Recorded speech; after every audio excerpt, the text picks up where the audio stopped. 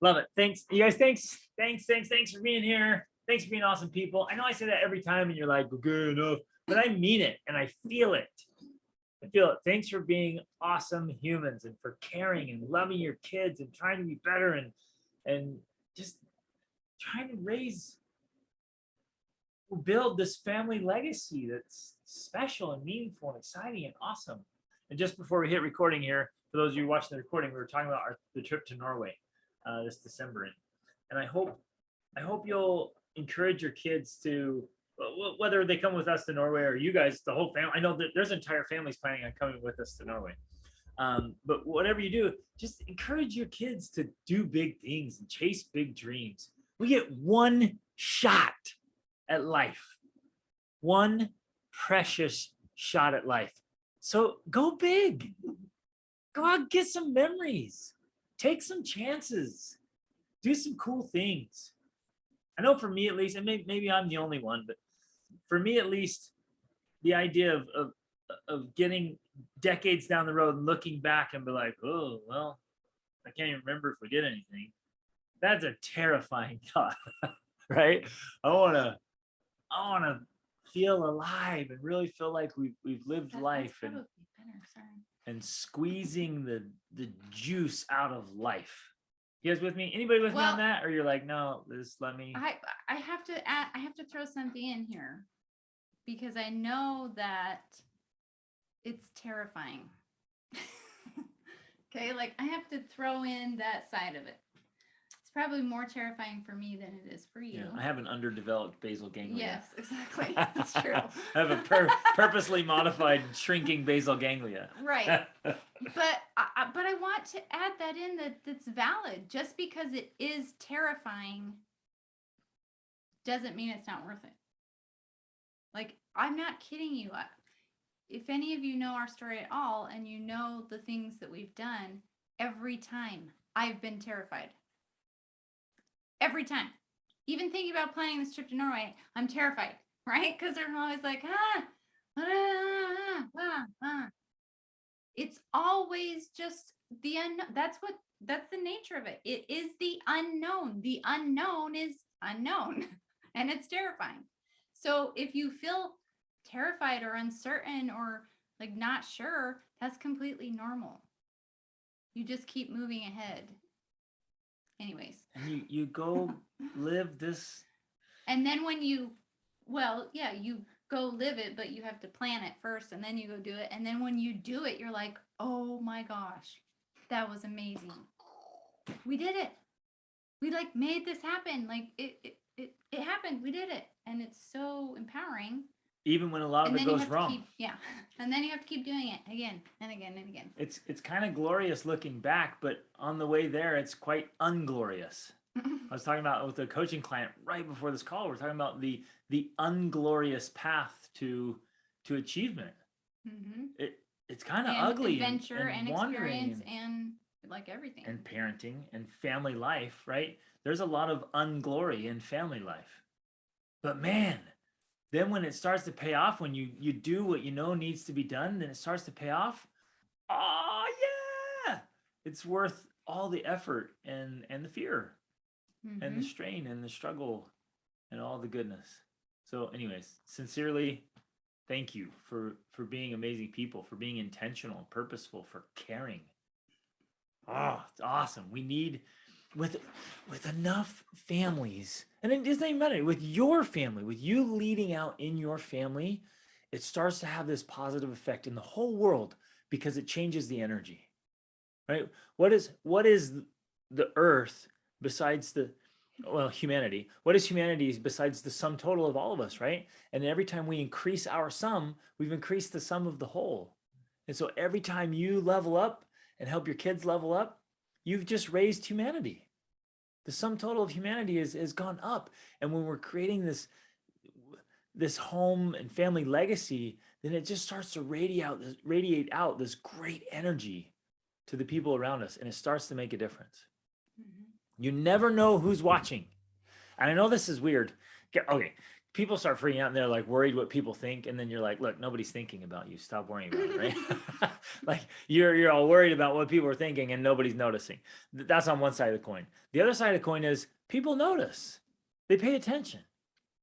And so when you're doing things well and they see your family relationships, for example, we had this example over the weekend. Parker, my oldest son, and I got to go to this really cool training. And a couple people came up to us over the weekend and like, hey man, we were just watching. We noticed the dynamic between you and your son. It's like, it's beautiful. I want that. I want that with my kids who are younger when they grow up. I want what you have when my kids get older. I didn't know they were watching. It was just, me and Parker were just doing what we do. Well, and it was special. You say really cool training. Like this was a really hard, intense training. They were gone for 4 days and they slept 9 hours. In 4 days. In 4 days. Yeah, like, this baby. was intense, crazy. I just have to throw that in there because this wasn't just like some cool training. Wow. And so we just roll along, smiling, having a good time together, just really enjoying it. It was awesome. But like we have a chance, and I'm sharing this for you, so it's not about me. You have an opportunity to be a great force for good. You have an opportunity to be a great force for good.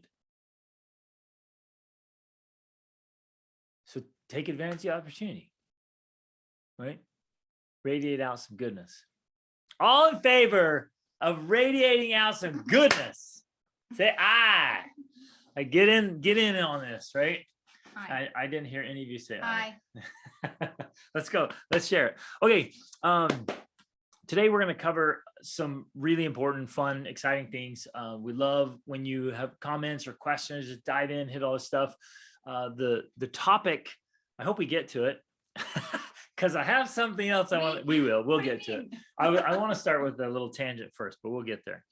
Today, actually, we're going to talk about they did this research over decades, and they found a predictor, an indicator that this indicator in children, this attribute or quality or characteristic in children was the greatest predictor of future happiness and success. Right? And wealth. Wouldn't we all want that? Like who when you're raising your kids, you're like, okay, what do I do here so that 20 years from now my kids are happy and successful and wealthy? Right? That's what we want more than anything else. And if somebody comes and says, hey parents, there's one characteristic, one attribute that more than all the others that have been measured is a greater predictor, an indicator of that future happiness, success, and wealth than all others. Wouldn't you want to know what that is? Plus, it can be taught. Yeah, so it's a teachable skill. It's not have or have not, or like, born sorry, lucky, unlucky. This is just something we can gain. So I just want to frame it up in that context because it's so fun to think about it that way. You come and say, okay, parents, there is a teachable skill, or on the kid side, a learnable skill that is a greater indicator than anything else of future happiness, success, and wealth. And you're like, man, tell me what it is and tell me how to teach it, because we want our kids to be happy and successful. I've yet to meet a parent, and this is interesting to me, across all walks of life and all kinds of demographics. I've yet to meet a parent that was just like, no, I don't care. They can just be miserable. Parents, it's just in us. We want our kids to have to be good and have good lives, right? And we might define that differently, and that's fine. That's good. But we still want whatever it is we define as success for our kids. Yep. So that thing, that characteristic, that quality, it would be fun to like, I know some of you already know what it is, what we're talking about today because of the topic, but it'd be fun in a group, in an audience, to, like on stage, to be like, okay, and make a list. Like, what do you guys think would be the one thing that would make the biggest difference? And to go through and see what we feel like is important. It's awesome. And I'm sure there'd be lots of great answers. Good grades, emotional stability. These are some of the things people thought. socioeconomic status of parents, you know, the amount social of, skills, social skills, relationship with money, right? all that All stuff. of those are important, but the one that has the biggest impact and is the biggest predictor is self-control, or it's also been called conscientiousness. So specifically, I want to talk about the conscientiousness for a minute, because there's a personality test out there that's called the Big Five personality test, and this is something that's been researched heavily.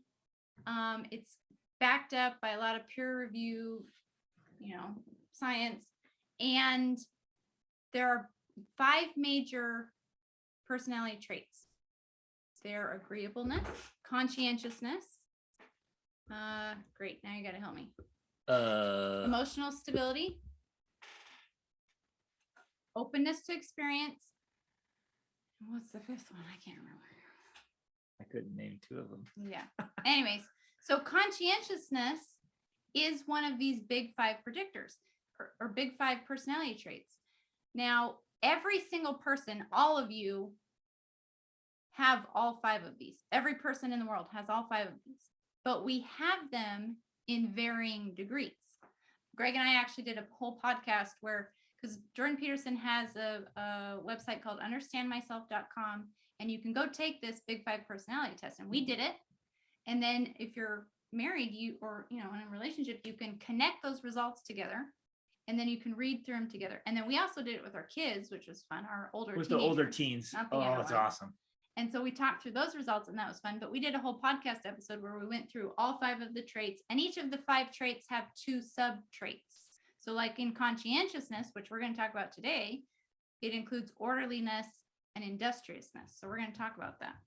But so you go through all of those and look at the scales. Like for one example, this is why we talk about the differences with me being terrified and him not so terrified. On the scale, neuroticism, or it's also known as emotional stability, I'm a 56, which is slightly higher than average or close to average. He's a 0. Okay. 0, baby. That's one example. But the point is, all of us have these things, and they are malleable. They're changeable.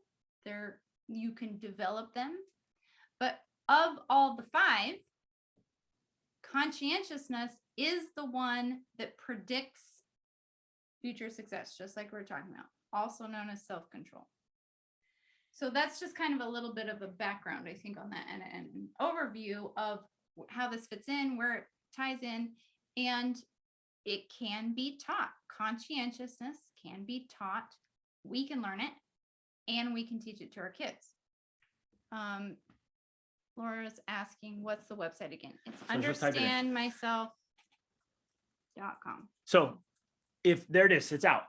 They've found over decades and decades of watching children. They measured it and then followed them for decades, found it, and across the board, self-control was the greatest predictor. And it's teachable, it's learnable, it's something we can develop. It's like a muscle or a skill that we can get better and better at. And so if that's the case, and it is, like, this isn't our opinion, it's just research across massive demographics and decades. So if that's the case, if self-control is going to lead to tremendous, well, how do I say this? Far better probabilities of happiness, success, and wealth, then, well, let's get some more self-control. But let me throw this out there. Is that true for you and me as well, or just for our kids? No, you're like, no. You're like, no, we've outgrown self-control. We have no need for that stuff. That stuff is for babies. That's for babies. It's for little kids for a reason. Right? It also is true for us, you guys. That's what's really amazing. We can increase and cultivate and develop our own self-control. And guess what? Go ahead. Am I going to kill your punchline here? No, go. Which then, of course, increases our own future happiness, success, and wealth. Yeah. And this is an interesting one where by future could be tomorrow. Meaning, if you cultivate some self-control in something, you can start getting benefits today even. Who's with me on this? A little more self-control, and all of a sudden, hey, wow, that conversation with my kid just went a lot better than it did yesterday because I exercised a little self-control. With me? That package of Oreos, like, I was gonna say I only ate one instead of the whole package, but in my case, I'd be like, I threw that thing away because what's it doing? Somebody planted it in my house. Some terrorist put Oreos in my closet, so I threw it away and jumped on it and crushed it. And it went out in the outside garbage can, so nobody was tempted to dig it up. I'm not joking. I would destroy it.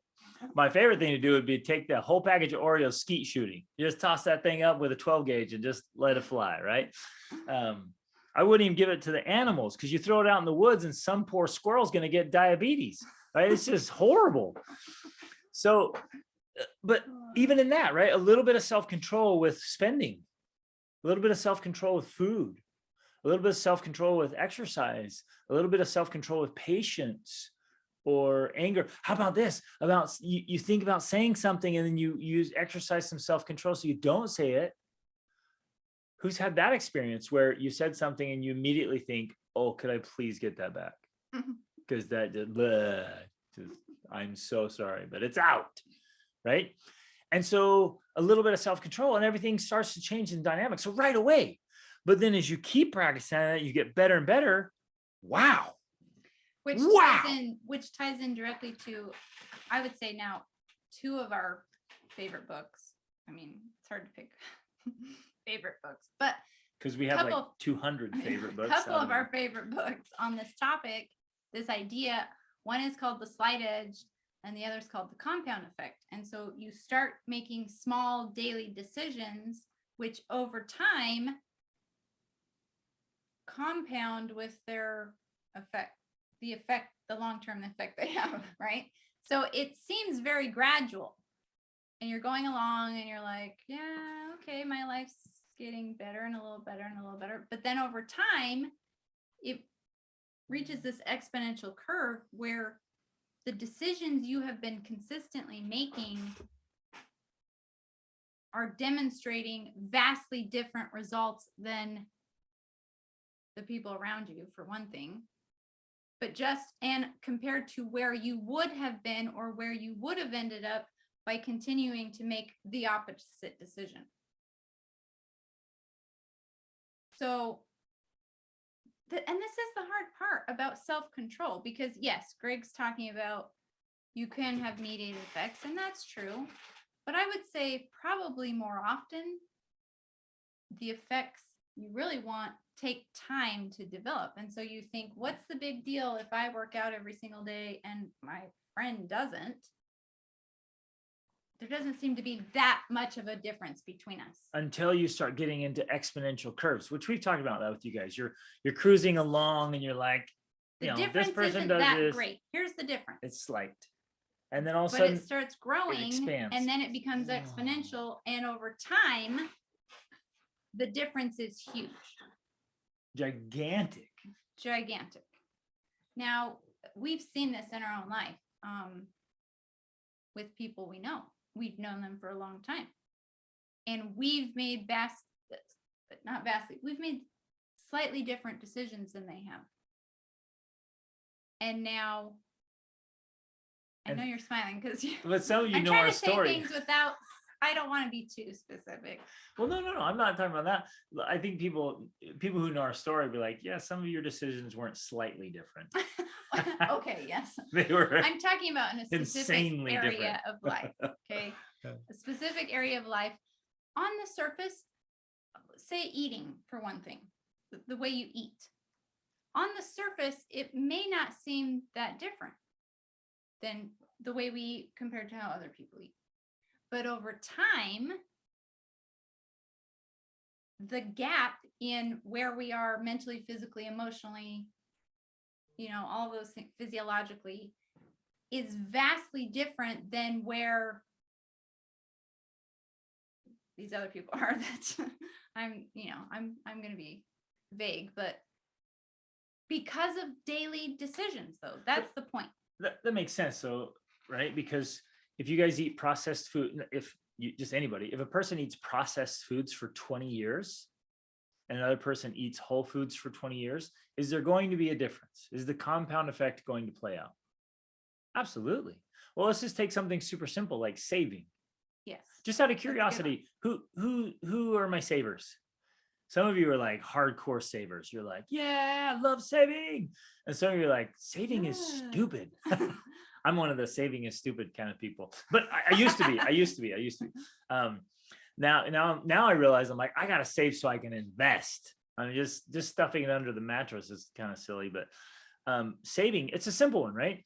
And so let's just take that super simple. If you just exercise a little self-control and you save a little bit, saving a little bit over 20 years is going to be huge compared to the person that's like, nah, I'll get to it later. And they don't save anything over 20 years.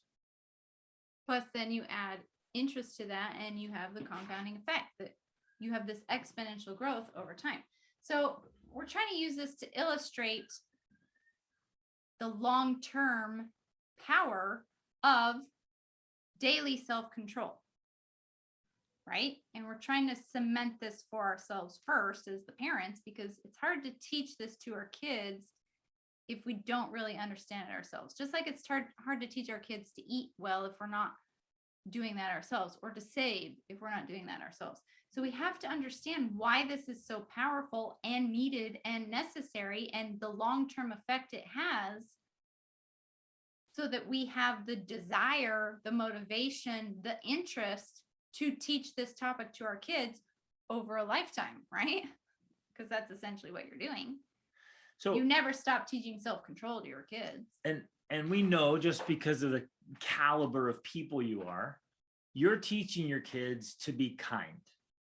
You're teaching your kids to be selfless.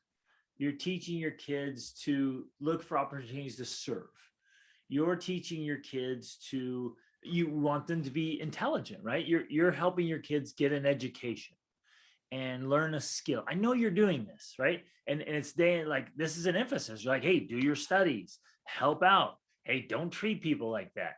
Hey, get away from those bad habits or stay away from addictions. I know you're already doing that, but I think it's really valuable for all of us to stop and say, how often am I deliberately helping my kids cultivate self-control? How important and how frequently does that skill set show up in a weekly schedule? You with me on that? Sometimes I don't articulate things very well and I'm slurring my speech and it's not getting out there. Are we helping our children cultivate the learnable skill of self-control? It's fun to think about, huh? It's fun to ask about, like, oh, this is interesting.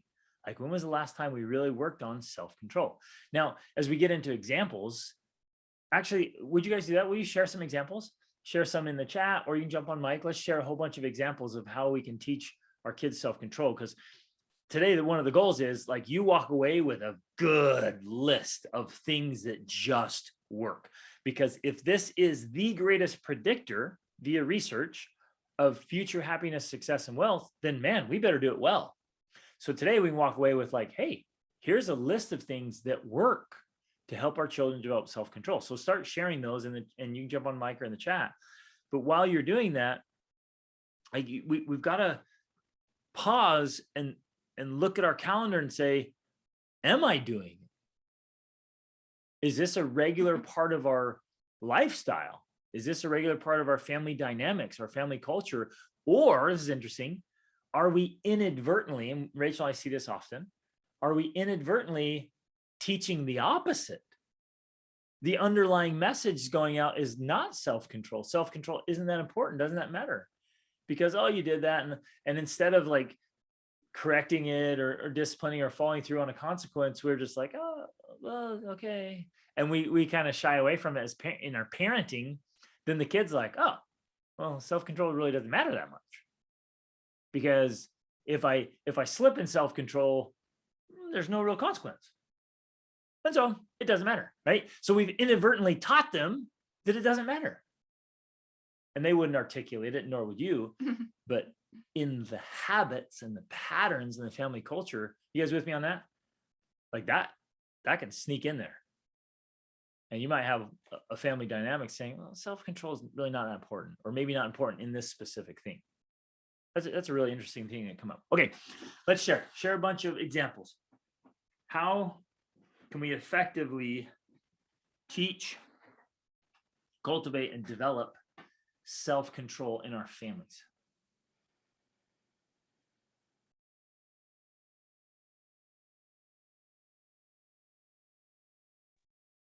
I think when the kids are really little, it's just as simple as asking them to wait until you've completed something, or I'll be with you in just a moment. Just wait. Or if you're having a conversation, I'll be with you as soon as I'm done. Like starting when they're really little, explaining that in just a moment, you'll be rewarded if you're patient. That is such a good one. Because littles, they do not understand your agenda or whatever you're doing. They're just like, hey, I want my thing and I want it now. So, and that's awesome. That's a great one. One little technique we used when our older kids were little that worked like a champ. We taught Kaya, and she still does it to this day. It's awesome. She's almost 20. And I just told her to come over and put her hand on my forearm. If I'm in a conversation, I'm working on something, she'll put her hand on my forearm, and I put my hand on her hand to recognize she's there. And then when I get to a pause or a break, I'll acknowledge her. And we started that when she was super little, because she'd be like, hey. Yeah, I think we actually need to remind our 5-year-old of that one. Now that you're saying that, I'm like, oh yeah, that worked great. It worked like a champ. It was a simple technique. And she realized, oh, they're doing something. I'll let them know I'm here. They'll acknowledge that they know I'm here. And as soon as they get a break, they'll acknowledge me. It was so a little trick. That's a great one. Let's keep them coming. You want to read down? Yes, helping them walk away when they're upset so they can think through their reaction. Yes. Huge. The space in between stimulus and response. Mm-hmm. And teaching our kids that there is a space. How many of us as adults are still working on that? Increasing the space between stimulus and reaction, right? That's something we have to model. Like there's something we like, take a breath. Mm-hmm. Yeah, that's the breath is something we do that works now well with our 2 youngest that are 8 and 5. Is they get upset and I'm like, okay, let's just take a breath. And I breathe too. It's kind of like helping them like, oh yeah, we're breathing. And it really does. Like, it's amazing how that helps. It's so simple, but it really does help them to just pause for a minute. And then it's like, okay, what can we do about this? So you're just like this idea here. You're helping them think, how can I respond to this? What can I do? What are my options? Because reaction happens because we're not thinking of options. We're just doing whatever we first think of. If we think through the options and try to analyze what's best, that's teaching them that process of controlling ourselves before we respond.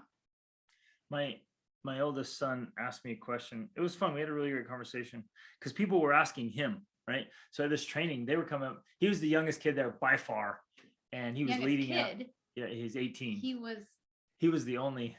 They were all teen. what, like over 40? There are a lot, 30s, 40s, and very accomplished people older. And it was great. And he was leading out. He's doing a great job. And so people were coming up to him later on like, hey, man, how are you doing this? Right? And they're asking all these questions. It was really cool. Weren't they saying like, why are you here? Yeah, why are you here? Did your dad make you come? He's like, no, man, I want to be here. And they're like, we don't know 18-year-olds who would choose to do this kind of stuff, right? It was so, I love that stuff. And he does too. And so I went over, sat down. I'm like, oh, I saw you talking to a bunch of people. What are you talking about? I was like, oh, they're talking about why I'm here, what I'm doing. And he's like, and they asked us like how we got here. And he's like, and so he asked me, he's like, what did you guys do differently? Like, how are we turning out so different? And it reminded me, like, one of the things we did with this is we would ask them kind of the in between the response. I loved asking the question, like, well, who do you want to be? What kind of person do you want to be? And if they were going to do something, say, okay, but is that the kind of person you want to be? Just that simple question of putting it back on them. Like, But this is about you and who you're becoming. And he's like, oh yeah. He's like, I hated that question early on. He's like, but it worked. Like, oh, he's like, I hated when you asked me that, but it's like, it always worked because I realized I don't want to be like that. And so there's a simple example of a simple way to teach self-control. And again, you can't use that manipulatively because that could be used in manipulation. But it's just simple and honest. Like, well, just make a decision based on who you want to be, the kind of person you want to be. Man, that'll lead to some self-control, right? I love that one. There's no. When my son is whining, I say, I can tell you want to tell me something, but I cannot understand you when you talk like that. He then has to calm down to talk to me. Exactly. We call that whinies in our family. And we say, I'm sorry, I don't speak whinies. Can you speak in English? And then they'll pause for a second and then they'll start. And then it goes, I'm like, sorry, you lost me again. I'm not fluent in that language. You got to settle down here and speak to me. And so, and I'm doing it with a smile, and we're kind of, trying to be light with it, but I'm like, hey, you gotta speak slowly and clearly for me to engage with you. Mm-hmm. And it forces them to calm down and then speak clearly. And then you can see it when they start getting upset as they're telling you, it starts going back to whinies. I'm like, no, wait, I lost that last part. Settle back down. Okay, tell me what's going on. And it's awesome. Yeah, I think especially when you're telling them, I want to help you, but I need to understand you. If you want my help, you have to essentially control yourself so I can understand what you're saying.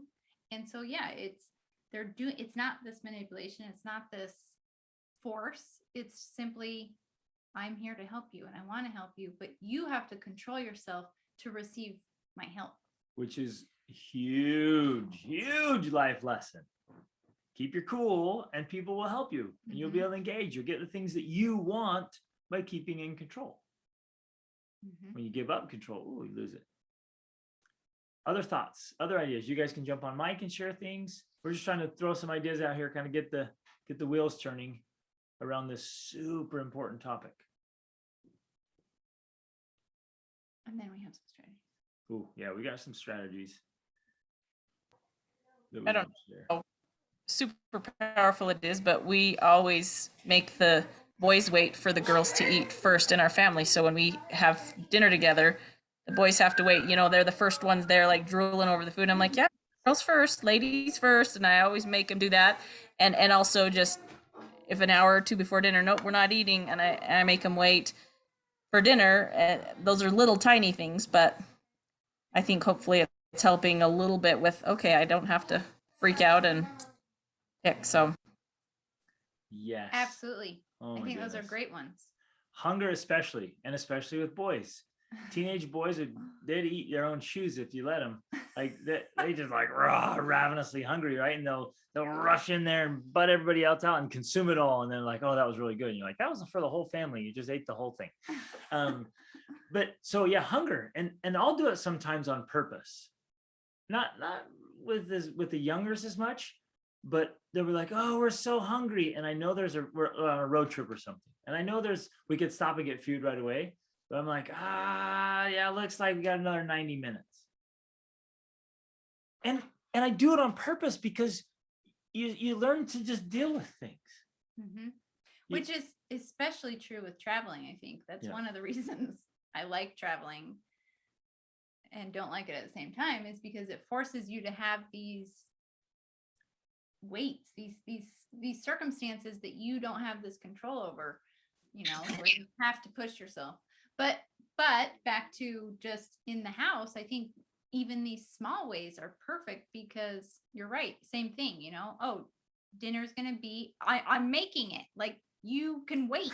That's what's so you don't funny. have to eat. You're like, now. I'm dying right now. And too like, bad. Dinner's in 20 minutes. Right? No! You'll make it because you're letting them practice this self-control of I'm going to just have to deal with it.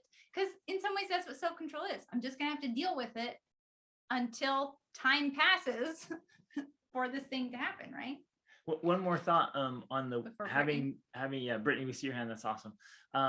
Miriam, with having the boys wait, we did that at the retreat. You guys, we just led this retreat for youth, and you should have seen it. 20 teenage boys at every meal Yeah, there were was just more boys. hovering around the kitchen like ravenous wolves. So I'm like, clear spot, fellas. We're gonna let the ladies go first. And the girls were in the corner talking to each other. They didn't care that there was food. And they're like, really? You're gonna make us eat? And the boys are like, all right, let me at it. I'm about to chew on my own arm. Right. And it was so fun to watch them, force them to wait. While the girls took their time. They're like, we're gonna finish our conversation before we get a meal. And the boys are like, let's go. We're done. And so that's a perfect example of like, okay, let's just control yourself, have a little chivalry here. And it was a great example. Yeah. Go ahead, Brittany. I am not a big buyer of toys, so I will, give something the kids want at Christmas and then at birthday, but for the rest of the year, I don't buy toys. And my kids, if they want something, they know that they have to buy that themselves. And that's one, because I like to spend money. And I know that if I was like, sure, yeah, let's get this, that we would not have any money to pay anything else, So anyways, that's one thing that we've implemented. And because of that, they really think about something before they buy it. Except for my teenager now who has a job but she knows the principles. Yeah. She's just excited about having money at this moment, but Oh, that's a perfect example. Isn't that funny? They know the rules and they're like, yeah, but I got a steady income, baby. I'm shopping. I'm blowing money left and right. it's funny. Yeah. Yeah, it is fun to go through the phase. It's fun to have that once in a while. And No, it's fun. Adult, we do that, right? When we get a big paycheck from something and you're like, oh, I'm going to buy a bunch of things. Yep. So fun. But you're teaching them. That's a perfect I love example. that. Thanks for sharing that. Because, well, my first thought as I heard you say that, I'm like, okay, whoa, there goes instant gratification. Yes. Like, I got to wait for it. That's great. Wow, that's fantastic self-control. 2, if you really want it, okay, buy it yourself. Well, now I got to go through all kinds of examples of self-control. Mhm. Like, well, I have to figure out a way to earn money. Mhm. And then I have to go outside in the elements and I have to work and talk to people and do things when I'd really rather not. I'd really rather just sit around looking at the wall, listening to music or something. So you have to go through all these steps to earn the money to then buy something. And when you're about to buy it, you're like, that actually cost me a lot. I better make sure I want this thing because those hours in the sun, I'm not sure I want this doodad. I'm not sure it's worth Chick-fil-A, right? Or whatever they want to go buy. So those are awesome examples. I love that. Yeah, I love that. That's Carolina. My son is listening and can testify. Yeah. We have a witness, people. We have a witness in the room. Exactly. That's so awesome. Oh, great examples all around. Okay. As with almost everything, if not everything, I think the key to influence in any realm is modeling. Right? It just works. And if I as a dad am losing my temper, quote, right? Because you don't lose anything, you just whatever. If I'm getting upset, if I'm flying off the handle, and it doesn't even have to be directed at my children. If I'm driving down the road and I experience multiple occasions of road rage, screaming and yelling and ranting and insulting and going off, or I'm going off about politics or rah, rah, rah, I'm doing all this stuff, the kids are watching. And then I say, son, you need to control yourself. What's he going to think? Yeah, exactly, Baleen. More is caught than taught. And so if I'm trying to tell my son to have more self-control, but he's regularly watching me lack self-control, the lesson is lost, isn't it? Because they even if they couldn't articulate it, they sense the hypocrisy. And so for me personally, this is just my journey. I hope it's helpful. Especially when we had little ones, I was like, man, they're watching. I think I've told you guys this story. Every single morning, I would just smile at him first thing. And I always squinted my eyes when I smile. I was always like, hey. And so all of our kids started squinting and smiling. And I'm like, why do our kids squint so much? And then I was like, oh, I taught them how to squint when they smile. I was like, oh, I mean, it was a little thing, but they all did it, huh?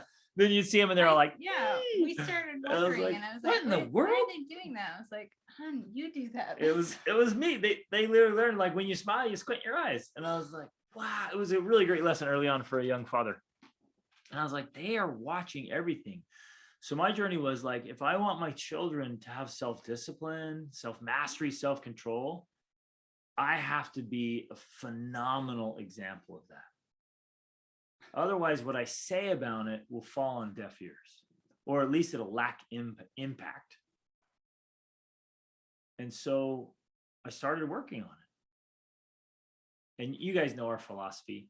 My philosophy is work harder on yourself than you do on anything else. And so, man, I really worked on my self-control, and then I would articulate it. But tell the kids, like, man, I really wanted to do this, or I really wanted to say that, or that made me want to be really upset, but I'm in control of my emotions. Other people aren't in control of my emotions. Circumstances don't control my emotions. I do. And so I'm starting to feel really frustrated, but I'm not going to let that control me. I get to choose. So I'm articulating it and modeling it. And so our children grow up watching that, and they see it and they see it and they see it, and then they get practice a little bit. And then like Brittany's daughter, sometimes they're like, well, I'll go try my own thing real quick. And then they're like, oh yeah, you were right. I love when our older kids do that. They're like, woo! And they're like, okay, yeah, you were right. We're back. But they go through that whole process, and then it starts to land. And it's so exciting and so rewarding to watch your children exercise self-control like you've been modeling and teaching them to do. But for me, in my experience, I found, and all the power behind a lesson is lost if you don't live it. Maybe that's just me, but sure seems like that's a solid one. Who's with me on that? Anyway, I'm the only one. All right. This has been a lesson for me. Lesson for me. So let's talk about that for a minute. And again, questions, thoughts, ideas here. How can you and I exercise more self-control, not only for our own benefit, but for the benefit of those who are around us? Well, I do want to just add this, because none of us are perfect. Like, none of us have self-control in every aspect of life. Like, we all have our strengths and our weaknesses. But I think that in those cases, I know at least in our family and with those dynamics, there's certain things that I focus on teaching because I'm stronger in that versus what you focus on teaching because you're strong. Like, exercise, that's the one where you are really strong and I'm not strong. And so when it comes to that, you're teaching those lessons and I'm learning from those lessons too. But then in other areas that are my strength, my passion, my interest, that's what I focus on teaching. So it's not that you have to necessarily be completely self-controlled in all areas of life, but it is this strength where the areas where you are strong, that's what you should focus on teaching. And you can still teach the principle of self-control by using your strengths, so to say. And then, if there's something else, say, yeah, you maybe should talk to your dad about that, or an uncle or a cousin or someone else that says, you can say, and using mentors like that is so powerful. Find those people and have them teach your kids those things, especially if it's something that kid needs, right? And this ties into, I'm kind of thinking this out right now. The other thing is self-control can manifest itself in lots of different ways. And we think that maybe it's supposed to look one way, like you're supposed to be able to do hard manual labor, and that means you have self-control or something. You know what I mean? But because everyone is so different, the personalities are so different, that you can develop self-control in different genres of life. For some, it might be manual labor. For some, it might be art, because they, requires self-control to develop the skills of drawing and noticing light and all of these different things. For some, it might be exercise. For some, it might be instruments. For some, it might be whatever, fill in the blank. Relationships. So I know that we can, as parents, have this certain idea in our mind of what it's supposed to look like. Like, if my kids have self-control, that means they can go dig a ditch for 7 hours or whatever. And that's not always what it looks like. That might work in helping them learn, but maybe they need a strategy that works more in line with their own interests and passions, because then you're cementing it, as opposed to creating resentment potentially, or rebellion potentially.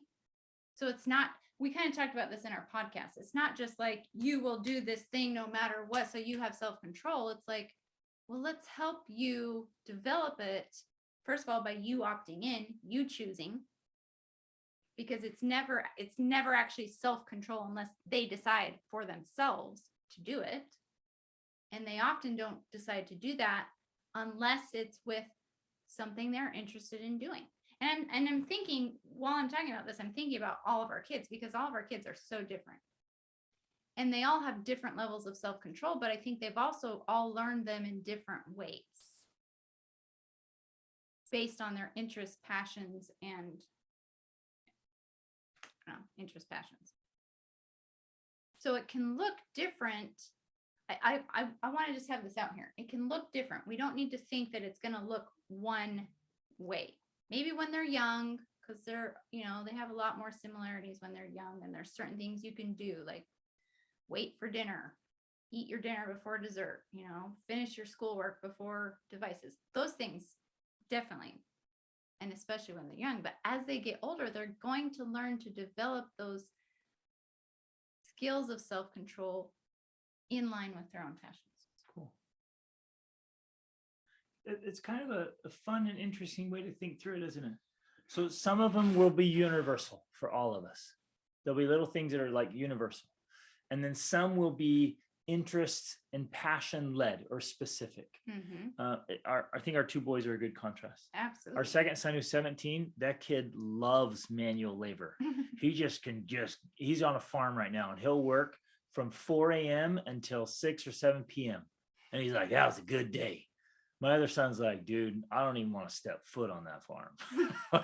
I don't know. You made me stay an hour, I'd probably cry. Right. But he has self-discipline in other things. Well, because he's the one that went with you on this training and slept 9 hours the whole time and was going medical, tying knots, like carrying people. Like, it was very physically demanding, and he did He's it all all, over it, but and he wants to do more. It wasn't farm work. That's why he could do it, because he doesn't like farm work, but he likes that kind of work, right? So it's different.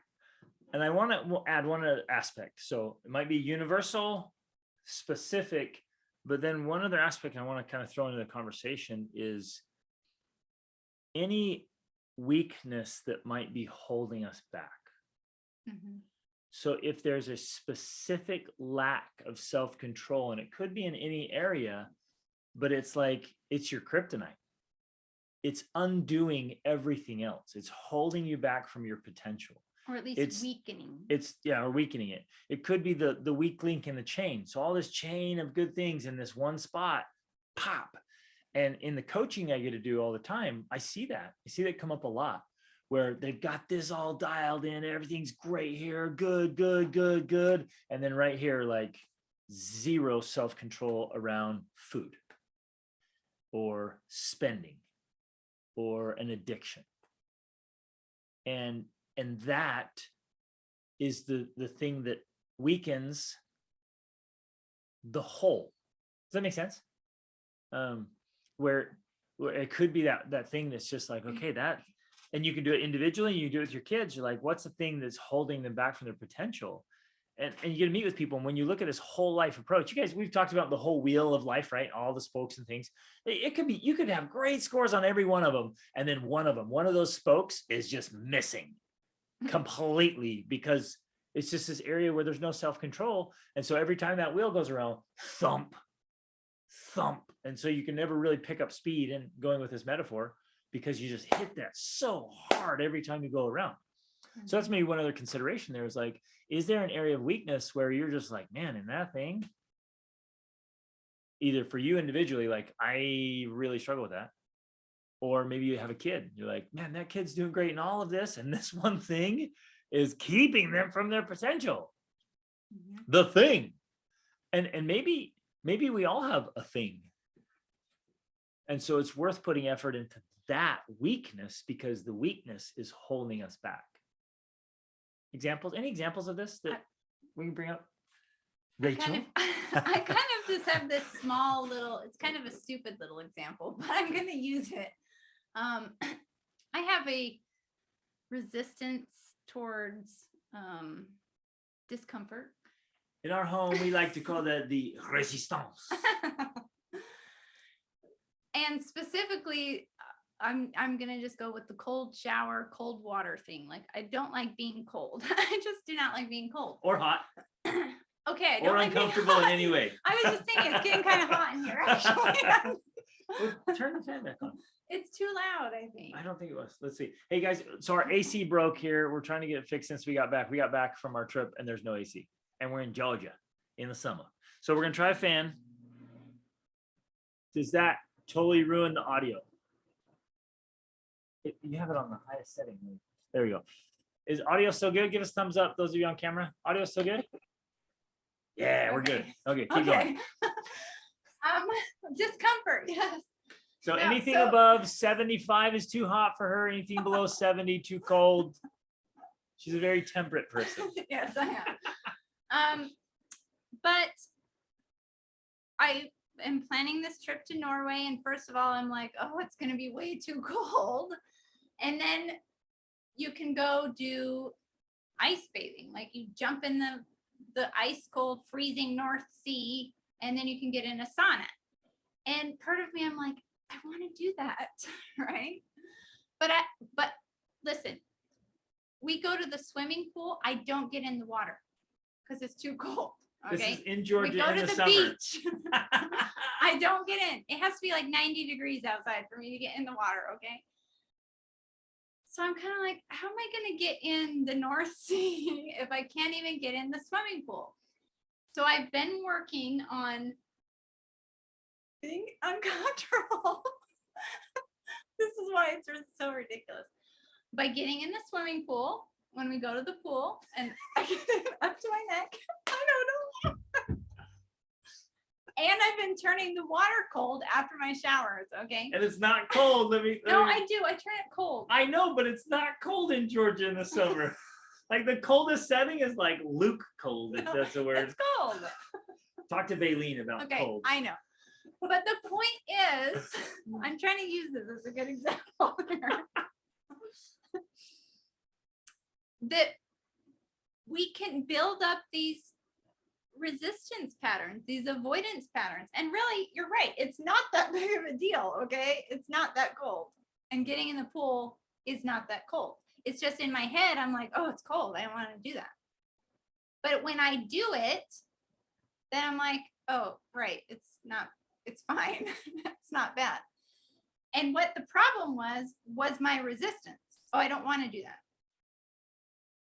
So you have to push those boundaries, right? It's the self-control that you're pushing the boundaries little by little, just so you condition yourself to doing that. So then when we go to Norway, I can jump in the North Sea and it's not going to be that big of a deal.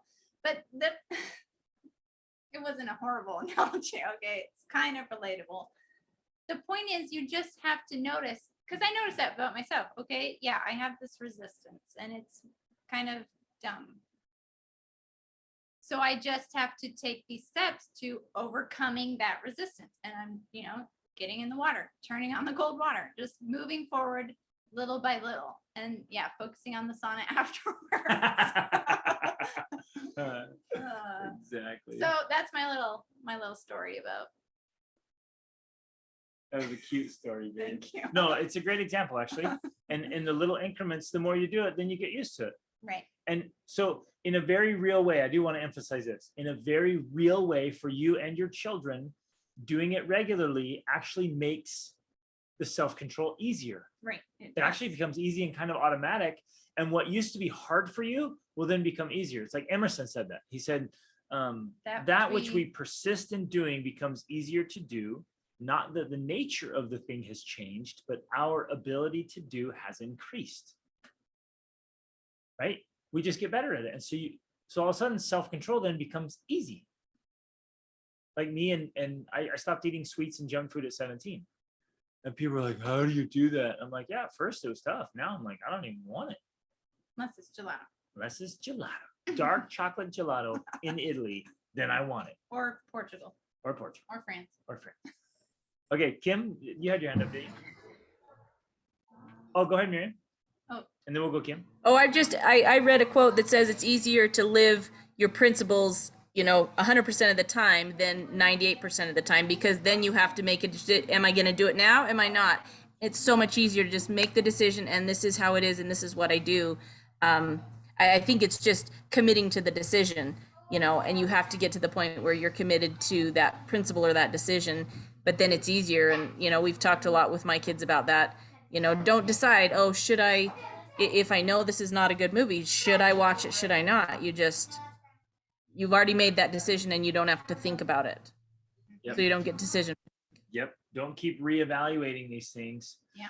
In some things, not all things, but in some things, the more you stick to your principles, the easier you get, and the more you avoid it, the worse it gets. There's some things like that every action is either moving you one way or the other. You're constantly dynamic. You're not static. You're constantly dynamic.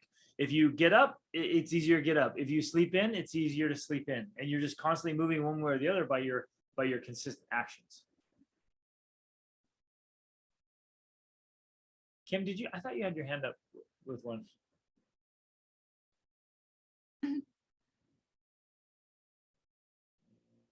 Mute button, is it working?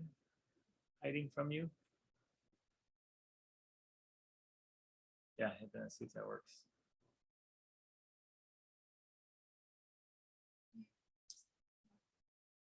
Yeah, we can't unmute you. That's weird. Well, it won't unmute. Yeah, that's weird. Rude. How rude. I hate when technology won't do that. Well, keep trying. If it works, we'll come back to you. Oh, there we go. That There works? you go. Woo! Okay. So I have one of my kids is in particular just so easy. She always has been. She's just agreeable, cooperative, helpful, smart, like so good. But she's so messy.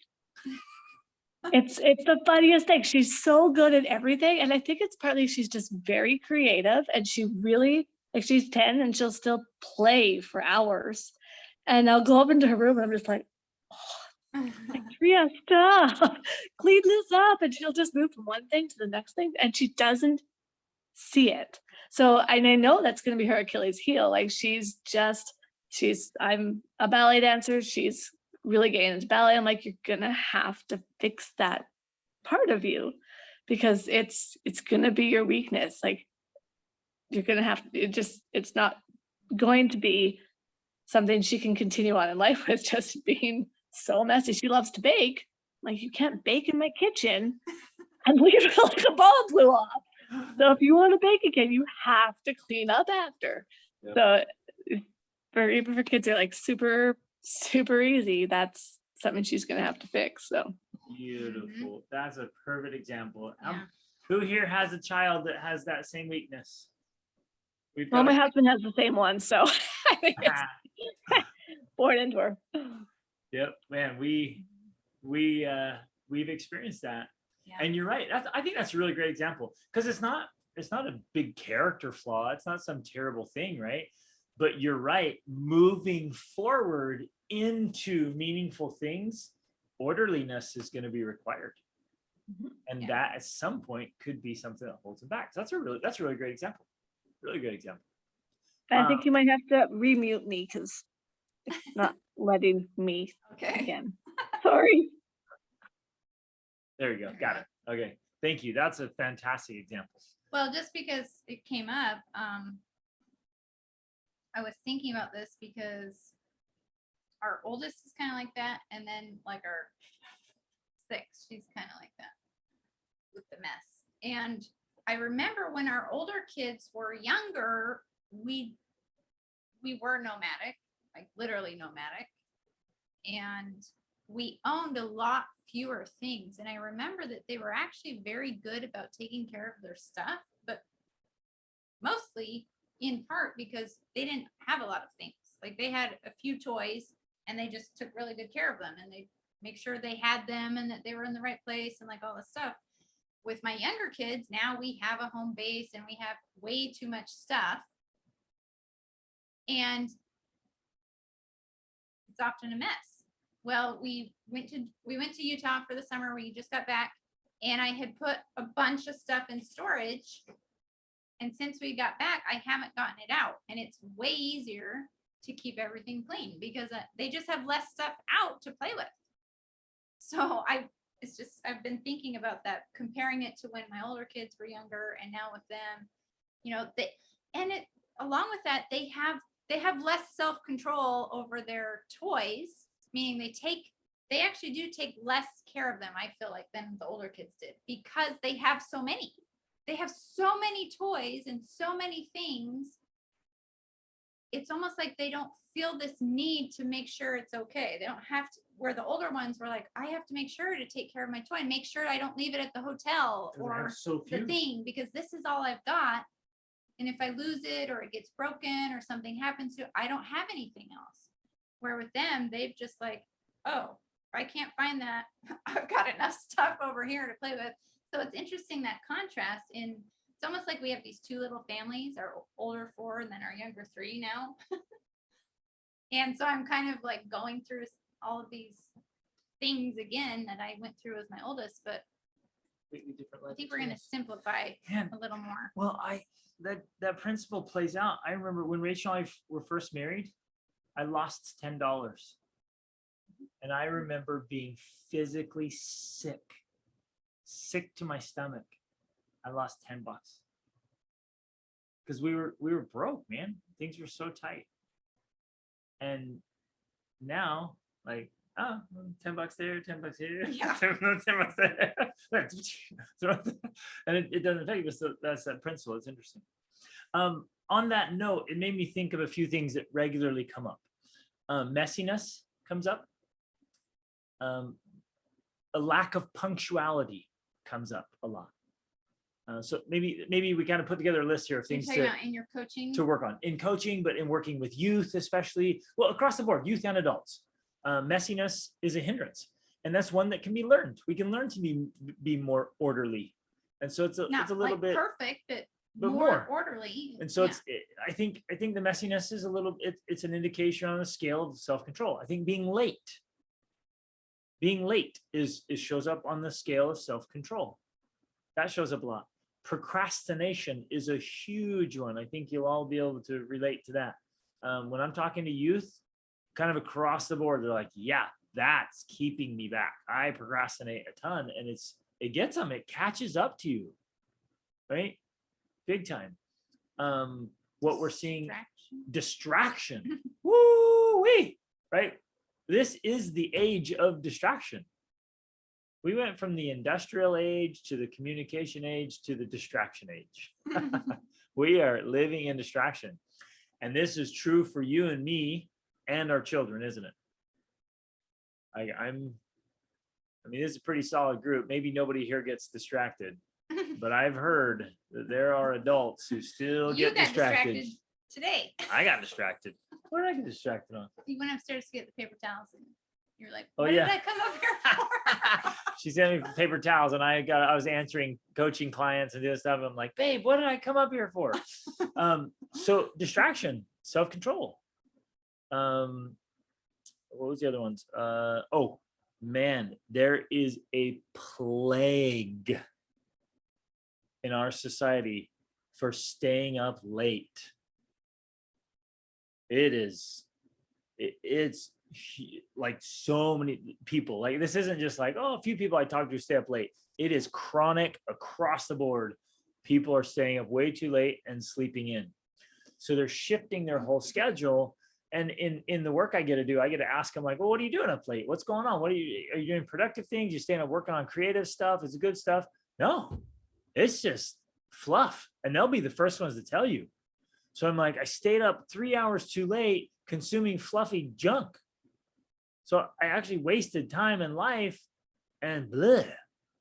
And now I'm tired. And now I'm tired. And it's interesting, sleep research. And who was I talking to? I was talking to a sleep expert recently, and they said the sleep you get before midnight is significantly different than after. Like, the shift matters. It really does. So you're like, well, yeah, I went to bed at 2, but I slept till 10, so I'm good. It doesn't always play out so well. Equate. Yeah, it does. It's Well, not the same. and this is a tough one too, because kind of like the idea we were talking about before with different passions and interests. I know, at least in our family, because there can be different definitions of what's late and early, so to say. For years, for years I was waking up with babies and stuff. Like, that doesn't even count, right? That's just its own monster. But then, like, I tried to be on Greg's schedule. He is an early to bed guy, early to rise. And I tried doing that schedule for a while, but I found that I was like practically insomniac. Like, I couldn't sleep because I'd go to bed at 9 and I would just lay awake for like 2 hours. Well, then I read this book called The Power of When, and it talks about chronotypes, and it specifically talks about 4 different brain types for sleep specifically, but also lots of other things. And I figured out in this book, he calls my brain the dolphin brain, where going to bed is ideal for me at like 11:30. And I found when I do that, wow, I actually go to bed at 11:30. I go to sleep right away. And then I wake up at like 7 and I'm good. So that's challenging too, because if you try to say, we are going to bed early, everyone, well, everyone, that might not be ideal for all of your kids. I think all of our kids are different. They're on a different little, chrono time. So you kind of have to figure that kind of stuff out too, of like, okay, we need to get the ideal amount of sleep, but it needs to be ideal for this person, not just the standard that's supposed to fit all, I guess. And then, yeah, that's its own journey right there, figuring out where your kids fit in this, because they're not all the same. So hard bedtimes won't always work for every kid. But then, I mean, it's essential. So Rachel stays up till 11:30, but she's not just sitting there watching Netflix every night because she's like, oh, Greg's asleep, I'll watch a couple more episodes, right? That would be a waste of life. Oh, I'm you just do, kidding. you do that? Okay, so Rachel's been watching a lot of Netflix. We can talk to her No. about self-control and Netflix, babe. But it's it's figuring out where you're going to be. Well, and I want to add, like, there's still self-control that comes into that, because I know from personal experience, if I stay up till 12:30 or 1:30 instead, that's a totally different ballgame for me. Just because I'm a later person, the night owl, doesn't mean I should be staying up till 2 a.m. Right? So you still have to, first of all, learn where you fit in this, but then practice self-control with that. I have to make myself go to bed at 11:30, because sometimes I don't want to. I'm like working on something, and I'm like, oh, I'd rather stay up. I'm like, no, I need to go to bed. It's 11:30. This is my bedtime. So you still have to exercise self-control. honor those rhythms and Yep. guidelines, so Yep. to say. Love it. Anyways. Okay, so essentially, I think big takeaways from today. Identify specific ways that you would like to increase your self-control, Mhm. because it will, I promise, this is one of those things that you can promise. I promise you, if you cultivate your self-control, things will get better starting right away. It's so cool. That's one of those principles, like, it just goes better for you. Self-control is awesome.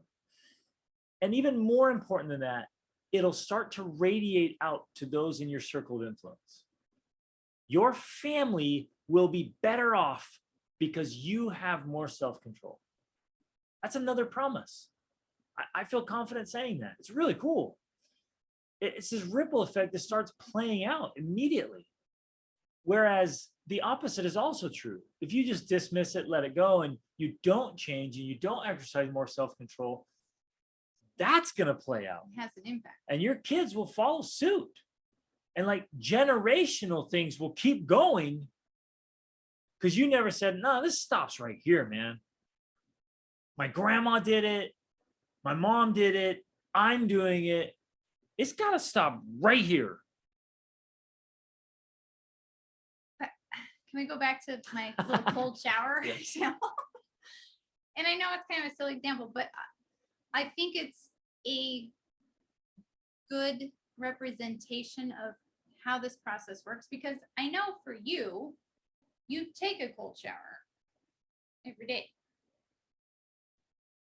And one of the reasons he does that, he always tells, because, you know, me and my little comforts, I'm like, hon, just turn it warm.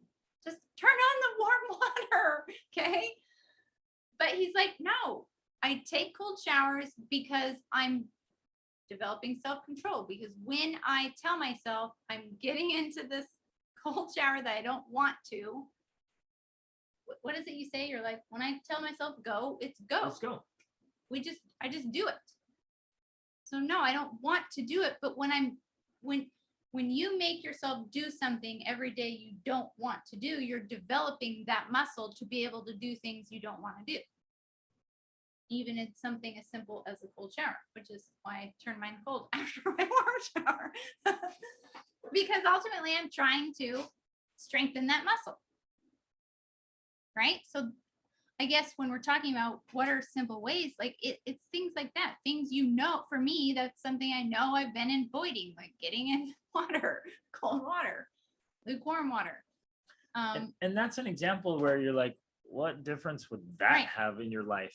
It's not the cold shower, for example. It's the discipline that comes from that carries over to everything else. So you pick something. Cold showers are actually really good for you. It's super good. There's tons of research out there. Really good for your lymphatic system. They're just good for you. So there's that benefit. But even if it wasn't, it was just merely, I just do it because I'm practicing. I'm exercising every day. I'm exercising self-control every day. So my self-control muscle is getting stronger. So then when you go out on a legit training, and now the training we went to, you guys, is for humanitarian disaster relief.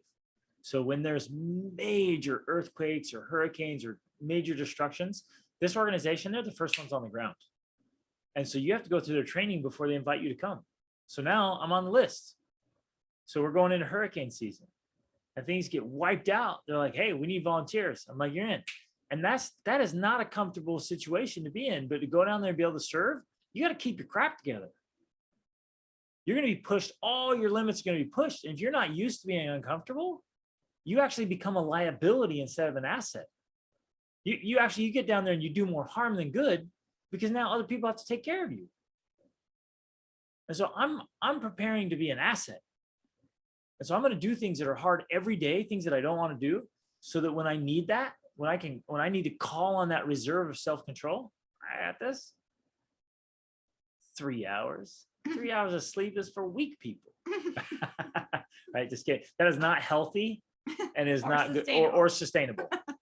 I came back, I'm like, I think my brain is like 4 grades lower in cognitive ability. Like, exactly. I'm like, I gotta go to sleep. It's not healthy. But when it's necessary, you're in a legitimate search and rescue situation, you got to be able to do it. So that's why we do it. Right? All right. So what are you going to work on? I love this in here in the chat. I loved when you said, take a moment and choose how you want to react. I'm going to use that one. Fantastic. Yeah. The organization is called Aerial Recovery. Awesome. You should all donate to it. It is the only organization I've found so far that has these standards and values for really, truly helping people and being good people. It's amazing. Like they're so much so, they're just like, hey, look, if you're ever going on a trip with us, there's no swearing allowed. None. We don't talk like that. I'm like, what? This is my people. That was awesome. They're just so cool.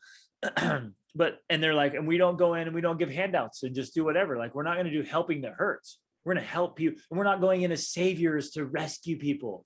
We're going in to help people help themselves. Right? Because people have dignity. They don't need a handout. They need a hand up. Oh man, it's awesome. This is a group. They have you bring in all of your own. Yes. Food and So instead supplies of and all these rescuers go in and like, we're here to help, and they take up all the hotels, they take up all the Airbnbs, and then they clean out the grocery stores, they go buy everything. So all the local residents that were there with tiny resources now have like no place to stay, no food to eat, because all the volunteers came to help. We take in tents and our own stinking nasty food. And we eat nasty food the whole time we're there so that we don't take any of the few resources that are left. And we sleep in tents in the most uncomfortable conditions. You with me? That's why I love this stuff, man. I love this stuff. I can promise you there are going to be good stories coming out in the next few months and years, because we're going to do some cool He's stuff. only slightly excited. Only slightly excited. Yeah. Okay. You get it, Laura. You did search and rescue for 7 Oh, years. yeah, that's right. Yep. Ooh, yeah, Laura, you gotta go. Aerial recovery. Go through their training. They would love to have you. That's fantastic. Get on their list. Okay, so everyone choose something, please, that you want to work on. And then choose one thing, one or two things, or 10. Well, just that you- start paying attention. That's Yeah. what I do. I start paying attention. I'm like, I think this boundary is being pushed too far with this thing. Like, we're gonna rein that back in, kid. And there's always gonna be some resistance and some annoyance and disappointment, kickback. But you just, sorry, like, this is where it needs to be. This is the boundary. This is why. This is who you want to be. So we're gonna practice doing this, whether that's a screen time limit on a device or more time outside, like whatever it is. You just pay attention to those things with each kid and say, this kid needs more in this area of self-control. That's one thing I will lovingly emphasize. Some of you don't enforce your boundaries because of the kickback. You have the boundary and the kids don't like it and they push it and you're like, let's just go to bed. Hopefully this won't be a problem tomorrow. And it's still a problem in the morning. And so that's one thing where I'd say, okay, you have to exercise more self-control in maintaining the boundary so that your child can exercise more self-control. So that's an example where it literally starts with you. And dealing with the kickback with a smile. That you can throw a tantrum, child. I still love you. But go throw it in the other room. So then Baleen says, do you do that with just raising the family standards as a way to talk to them about it? Sometimes, yeah. I think that's a great way. Pick If one the thing. whole family's been kind of loosey-goosey, then yeah, we're like, okay. And you give them a warning. No one likes to just, this is the worst way to do it. You walk out from this meeting, you say your kid on a device, and you're like, give that to me right now. We're having more self-control. We've been sucking at this. That's the worst way. I always, in the moment, I ignore it. And I'm like, okay, tomorrow morning, we're going to have a devotional. We're going to talk about it. And we're going to all commit to less screen time. And we're going to have an action plan. So it's a thing. It's an event. Instead of like, I've decided right now in my brain, you know nothing about it, but I'm going to force it. That's when you get the worst kickback. And resentment. But if you make it an event of sorts where you have a talk, you make it more official. See, we're gonna but have a talk about it. Even there, we'll take a preemptive step with that of I'll tell a story. I'll give an example. We'll talk about dreams and goals and like, hey, what's something cool you guys want to do? And we'll make it really relevant and say, well, what's holding us back? As a family, we want to do this and be like this and do this. What's holding us back? And they'll come up with it. They'll be like, honestly, we waste a lot of time. Like, yeah, gosh, you're right. And that's keeping us back. What do we usually waste time on? Devices, Cool. What should we do about that? Can we all be better as a family of like less device time? And this is just one example. And they're like, yeah, let's do it. So they all buy in. They all raise their hand and say, yes, I want to join this movement and have more self-control when it comes to this thing. And it might be food, it might be money, it might be devices, entertainment, whatever. It might be fighting. Like, hey, what kind of feeling do we want in our house? They're like, oh, I want peace, man. I want to be peaceful. But what's robbing us of our peace? Too much fighting. Yeah, let's do less fighting as a family. I'll tell some stories, give some examples. What happens if we keep fighting? You think we'll be friends when we're adults? And then tell some stories about people you know or your own siblings, how you guys haven't talked for decades because you're fighting when you're kids. Like whatever it is, like give them examples. Like, do you want to be like that? I'll do that. I'll be like, yeah, but like I'm fighting this one, the other. My sisters hate each other. I'm like, do you guys want to be like that? In 30 years from now, do you want to just hate each other? Then it starts right now, today. Let's level up. And it takes self-control on your part when somebody does something annoying for you to go, I'm not going to react. I'm going to talk through this. Well, I think you're pointing out a very important key ingredient here, and that's that you have to give them a vision of why they want to do this thing that requires self-control. And I don't know if vision's the right word, but a vision of like the negative downside if they don't do it. You have to have both the positive and the negative. So when you can outlay that for them, that gives them the motivation and understanding of why they should even consider doing what you're suggesting. Well, because this is all psychology, right? The two greatest motivators for human beings are pleasure and pain. So you see what I just did?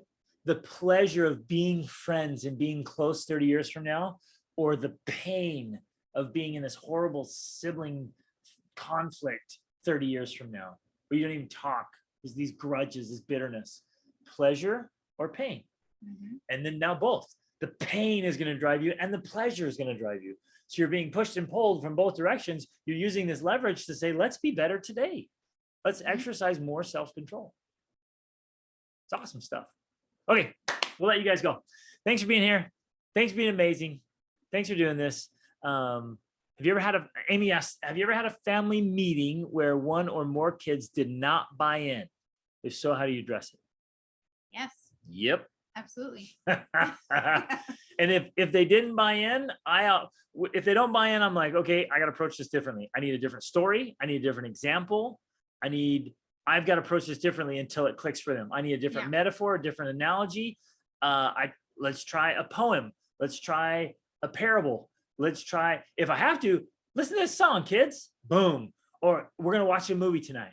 I got this movie. It's a new movie. We're going to watch this movie. And then bam, the movie drives it home. I'm going to look for every angle to try to get it for that kid. It clicks. Because sometimes visual, sometimes audio, sometimes music, sometimes story, whatever works for those kids, tell everybody in the family's like, oh, now I know what you're talking about. And sometimes it takes time. It just does. Not everyone's going to get it right away. Sometimes you have to have the right framework, the right pieces in place for the final piece to go in to complete the picture. And if you don't, sometimes that's the problem. And same with, someone saying, or your spouse. Sometimes that's the problem. They're missing pieces in this framework, this puzzle. And so if you're trying to put in this piece and they're like, I don't get it. You're like, you have to figure out, oh, this piece is missing and this piece is missing and this piece is, so they're not going to get it until I put in those pieces. So sometimes you have to put in those other pieces and then go back to put in that one. Especially with spouses. Sometimes you guys were just so straight talk with our spouses. Babe, this is the way things are. Let's do it. And she's like, I don't see it like that. I don't care whether you see it like that. And we don't get it. And so same thing. If I want to persuade Rachel to see something, or she wants to persuade me, I'm going to think, okay, how would she understand? What would she need to understand in order to believe this? What would help her understand it? Marketing for business too. What would they need to understand in order to believe this piece? It's the same thing with your kids, your spouse.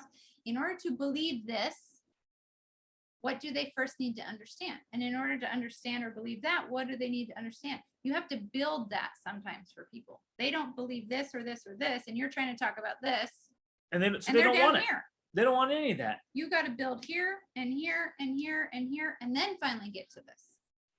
And so you go to your husband, you're like, look, stop wasting your time on your phone. He's like, man, I just need to get on my phone Right. after work because work's stressful. And when I scroll on my phone, I feel relaxed. And you're like, get off your phone. He's like, why?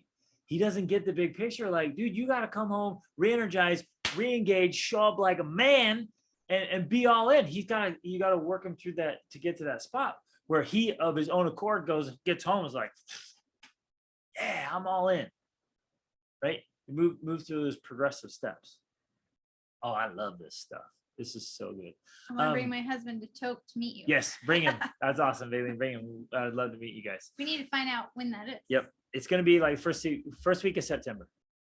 We'll be in Alaska. I just thought of a movie I want to share. It's not for kids. Older teens. If you've got teens, and it's a tough movie. It addresses some real issues. So content warning. Okay. It's called Warrior. And it's about dad's an alcoholic, and alcoholism plays into the marriage, destroys the marriage, destroys the kids. The kids just go into survival mode and do whatever they have to do to survive. And that creates resentment, huge wedges. So the family just completely falls apart. And then the movie is all about that and how to make it work and the pain that's there. It's an awesome movie for you, your spouse, and your teens to watch, but you have to talk through it. You got to process it. Whoever made that film, they just nailed it. And it's all around, cage fighting. It's so good. And I've watched it with my teens, and we talk through it. We talk about it all the time. It comes up a lot because it's so relevant. They did such a good job of a real life scenario of an ugly family situation and how to heal it. It's beautiful. So you watch things like that are pretty kind of extreme and bring it back, say, hey, we don't want any part of that at any level in our family. Right? Use things like that. It's amazing. I think that's a good Warrior. point. Warrior is what it's called. That we often do use extremes. I think sometimes people are hesitant to use extremes, but we do, because the reality is, if you're talking about the slight edge or the compound effect, over time, that's what happens. The extremes. That's where it's going. So you might think something back here is small, not a big deal. My husband's on his phone all the time, not a big deal. Over time, that creates extreme results. So we jump to those to illustrate this is where it's headed. But a lot of us don't do that because we're like, oh, that's extreme. It's not going to go there. We're like, yeah, that's where it goes. Let me play this out. So I know we were going to wrap this up, but this is good. This is good. I've seen this so many times, I've lost count. Starts with phone, video games, movies, gradually turns to porn. Porn gets worse and worse. Often, not always, often turns into some kind of adulterous situation or terrible catastrophe. Boom, explosion, marriage, kids, boom, gone. I've seen that play out so many times I've lost count. And I've watched the entire process. And I've often, people call me to help clean up afterwards. And I've seen it start with kids as little as 10 or 11 years old. And by the time they're 14 or 15, they are hardcore addicts. And it has destroyed any healthy idea of a relationship. Okay. That's just one example. Same with alcohol. We have friends that they just drink to kind of calm the nerves, and they're around the kids or whatever, a little drink here and there, a little drink here and there. It turns into, I need a drink every evening. And so they drink a little bit every evening. Well, that's alcoholism. A drink every evening is alcoholism. We don't call it that. And then it grows and grows and goes. And then I get the phone call like, hey, everything's falling apart. I'm like, well, yeah, man, you've been drinking for 10 years. Well, what's the problem? It's like, well, you're numb. Every evening you're numb. You think your wife wants to be married to a numb dude? No, you need to come spend a week with me somewhere in the wilderness. Let me mix things up here a little bit. But it can happen with anything to us, our spouses, or our kids. I know I'm getting intense here, but because it is intense. And this crap hits the fan and it destroys families. But way back upstream, people are like, it's not a big deal, Greg. You're a little bit fanatic. Like, I get to see the train wreck at the end of the tunnel. So no, I'm not fanatic. I'm trying to wake you up so you don't go down that road. This is kind of what he does This- when he's talking to the kids sometimes. Like, I'm not being fanatical. This is what happened. This is the outcome. So we do that. And I'll do that with him and he'll do it with me. And you're like, you're right. I can't argue with you. You're right. We're going to do that. Because when you know what happens, and if you just do some research or read a book or watch a video or a movie, like that's what happens. And so you use that to convince your spouse and your children. You do have to be extreme sometimes. And that everything I just said there, that little rant, all ties into the relevance of self-control. Because a little bit of self-control back upstream prevents a whole world of destruction and misery and suffering downstream. It's so relevant and so real. So this is a must. It's a necessity. It's not a luxury. It's like, oh, that would be nice. This self-control has to be happening in our homes. It has to be the hallmark, the foundation, a pillar of our family legacy. Because if it's not, it'll play out in lots of ugly ways. But if it is, it'll play out in lots of beautiful, beautiful ways. It'll be amazing. Mm-hmm. And you'll be skipping along, holding hands, whistling zippity doo dah. Do you even know zippity doo dah? No, but not zippity doo dah. But that's how I feel every morning. I gotta wake up, hold hands, kiss Rachel, sing the one phrase of zippity doo dah that I know again and again, all day on repeat. Okay. All right. Yes. Find the extremes. That's right. Find the extremes and show. Yeah. Courageous was another great movie about that. It played out the pornography addiction, especially. Yeah. So find the extremes and teach them. Yeah. We use intense movies to teach things as well. And I'll tell specific examples, real life examples to my kids. Like my little brother ended his own life last year with drug overdose. And that started with when he was a teen, went to a party, was bored and tried a little marijuana. Then he became a heroin addict and then ended up taking his own life because drugs had destroyed his life. I speak openly and bluntly to my kids. I'm like, this is how it is. And it started with this little thing that seems harmless. I'll tell them straight. And they see the reality. And I'll take them out around the world and show them, like, this is the end result of stupid. Don't do stupid. And here's the pain.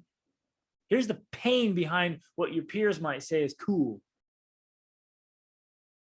Right? Make it real. I think sometimes we want to shelter them or we want to speak softly or like whatever. When they're ready, then they gotta be. I'm not doing this to my 8-year-old, you guys.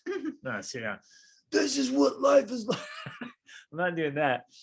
I'm doing it with my 15, 17, Sometimes 18, they're 19-year-old, occasionally 11-year-old when he's on. I'm like, oh yeah, come watch this one. Brittany?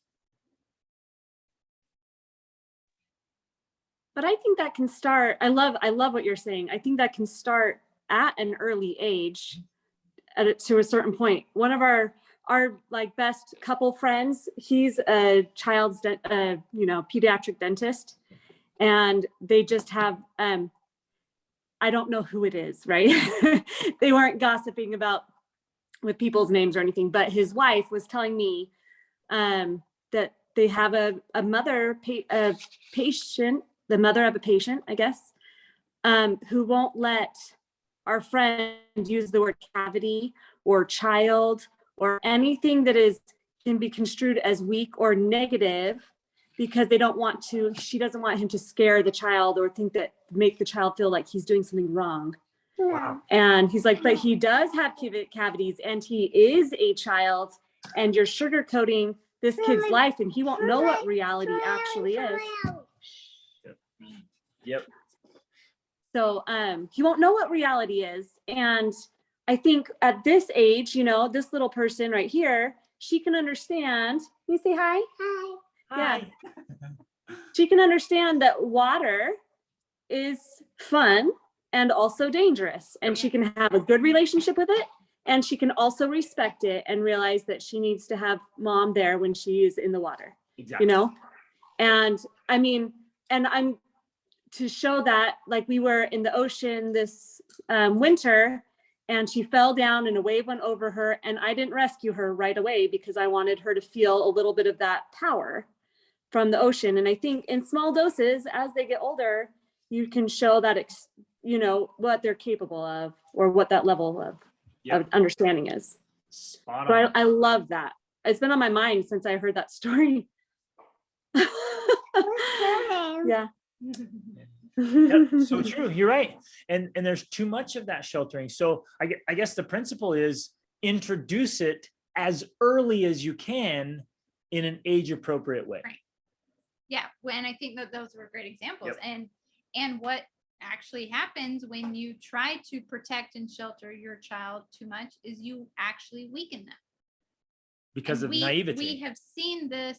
Again, we know a lot of people because we've traveled a lot of places, and you meet all kinds of different people, and we've seen this play out where there are people and children who become adults who are completely naive, and they are weaker and more vulnerable that way. So you have to let your kids know water is dangerous, or you should brush your teeth, or you're going to get a cavity. That's a bad thing. You know, you don't want that.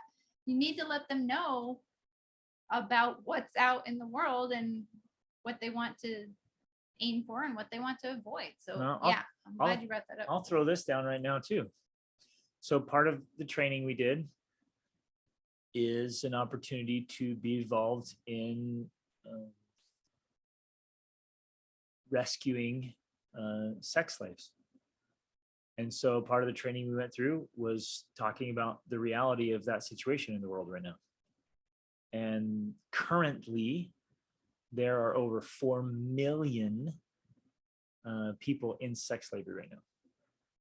And the US is responsible for 1/3 of all the sex slaves in the world. We think it's somewhere else. We think it's some foreign land filled with terrible people. 1/3 of it is happening right here. And yes, where you live too. And that's happening a ton. It's a massive, massive growing problem. And what I didn't realize is that every time there's a natural disaster, a man-made disaster, that is harvesting time for these evil slave owners. They go in and they just scoop everybody up they can get their hands on. So part of our responsibility will be to prevent them. And oh man, so that's a reality, and we need to know about that, and we need to know it's happening. We need to teach our kids that it's happening, and not in an age appropriate way, but know that, like, none of us are safe because you think you live in some safe little spot. I guarantee it's happening where you live.